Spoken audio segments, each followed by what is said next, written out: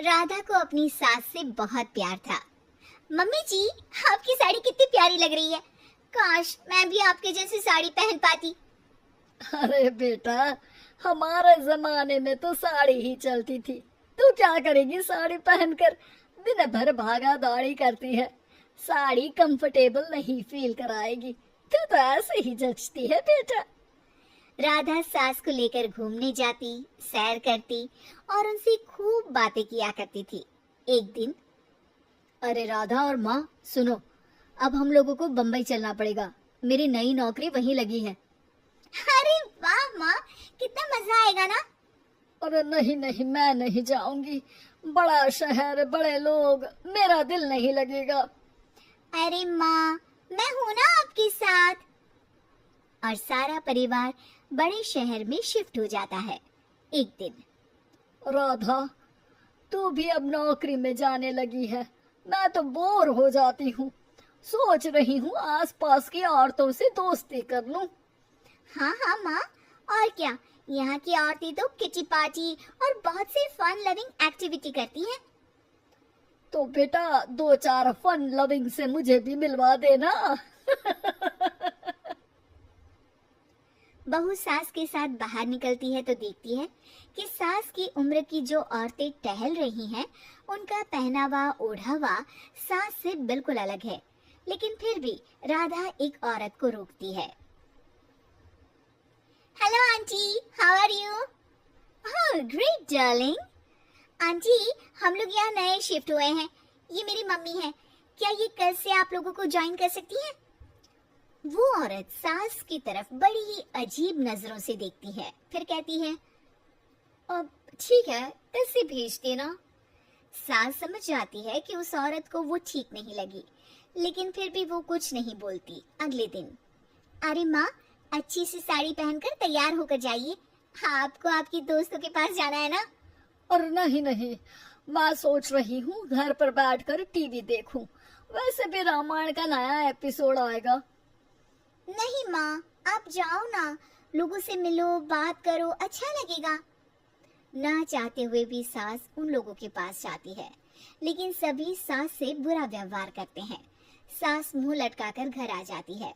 बहू समझ जाती है कि सास को कुछ हुआ है।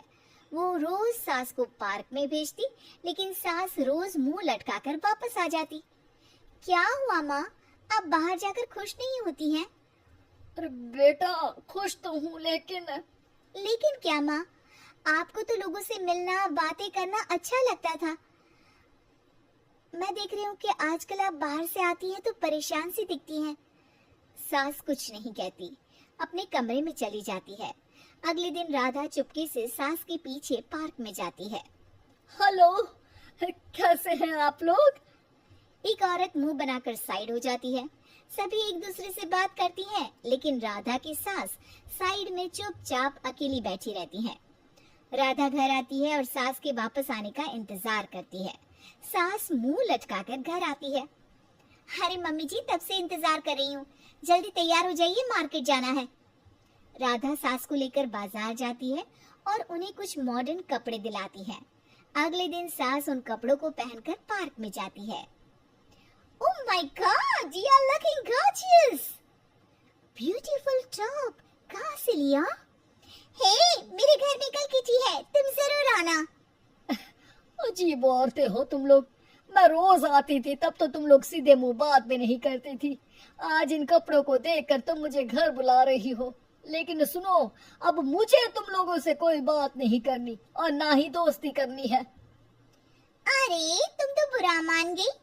वैसे दोस्ती नहीं करनी थी तो ये कायाकल्प क्यों किया? ये मेरी बहू ने किया है। मैं यहाँ सिर्फ ये देखने के लिए आई थी कि तुमको मुझसे समस्या है या मेरे कपड़ों से। कपड़े तो बदले जा सकते हैं। अच्छा चलो, जो भी हो, अब हम लोग तुम्हें अपने साथ रखने को तैयार हैं। लेकिन अब मुझे तुम लोग नहीं पसंद। ये बोलकर राधा की सास वहाँ से चली जाती है। वाह माँ जी, आज तो आपका चेहरा खिला खिला सा लग रहा है। लगता है आपकी सहेलियों ने आपको अपना लिया। हाँ, वो तो अपनाना ही था। दिखावे वाली जो है वो, मेरे कपड़े बदलते ही उनका दिल बदल गया। लेकिन आज मैं उन्हें मना कर आई, अरे क्यों माँ जी? क्योंकि उन लोगों को मुझसे नहीं मेरे कपड़ों से दोस्ती करनी थी। वैसे मेरे पास तो तू है ना, मेरी प्यारी बहू, मुझे किसी की जरूरत नहीं है। अरे नहीं नहीं माँ जी, आप ऐसा क्यों सोच रही हैं? बेटा ये गलत भी तो नहीं है, जैसा देश वैसा भेष, क्यों? ठीक है ना माँ, अब जब ये हम लोगों का देश है तो क्यों ना हम यहाँ का भेष अपना ले। हाँ हाँ जरूर, मैं तो तैयार हूँ। समय के साथ खुद को बदलने में कोई बुराई नहीं है, लेकिन कहीं नकल के चक्कर में बंदर ना दिखने लगूं। खैर